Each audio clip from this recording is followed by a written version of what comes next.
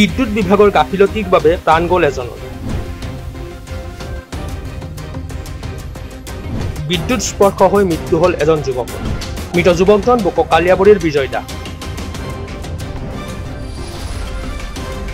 মৃত লোকজনৰ ২৬ বছৰ বয়স বুলি জানিব পৰা গৈছে। লাইনত তাৰ চিঙি আছিল মানে পৰবৰ্তী তাৰ তাতে ইলেকট্ৰিসিটি হইতে এইটো গম পাইছে না নাই নাজানো এনেই গৰু দিব গৈছিল মানে এসত লাগি মানে ডেথ হৈ আছে আমি গম নাপাওঁ হয়তো কিছু সময় হৈছে তাৰপিছতহে গম পাওঁ আৰু মানে কি নাম আছে ল'ৰাটোৰ নাম আছিল বিজয় দাস নহয় বিজয় দাস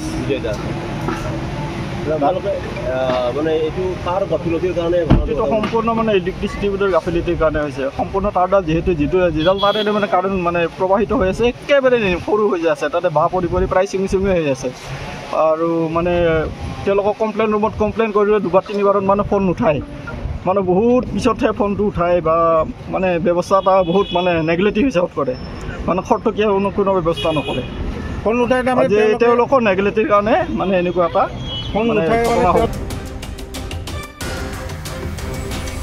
মুমূৰ্ষ অৱস্থাত চিকিৎসালয়ত ভৰ্তি কৰোৱা হয় যদিও চিকিৎসকে মৃত বুলি ঘোষণা কৰে। তাৰ পিছতে বোকা আৰক্ষী থানাত দাখিল কৰা হৈছে এজাহাৰ। প্ৰশাসনক উচিত ব্যৱস্থা গ্ৰহণৰ দাবী জনাইছে পৰিয়ালে।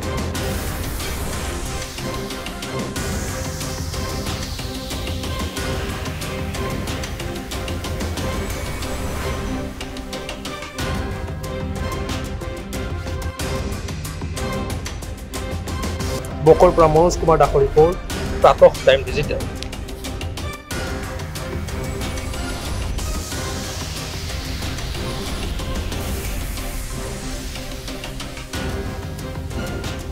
অসমৰ সংবাদ জগতখনৰ বাবে এক সুখৰ খবৰ।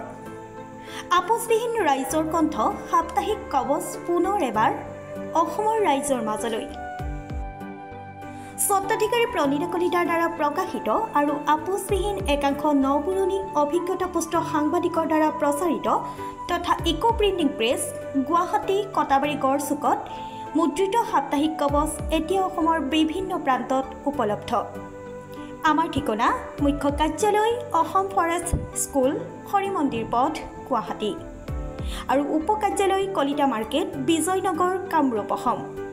মোবাইল নম্বৰ হৈছে 9435114666 7002472813। আমাৰ ইমেইল আইডি হৈছে kobos2025@gmail.com।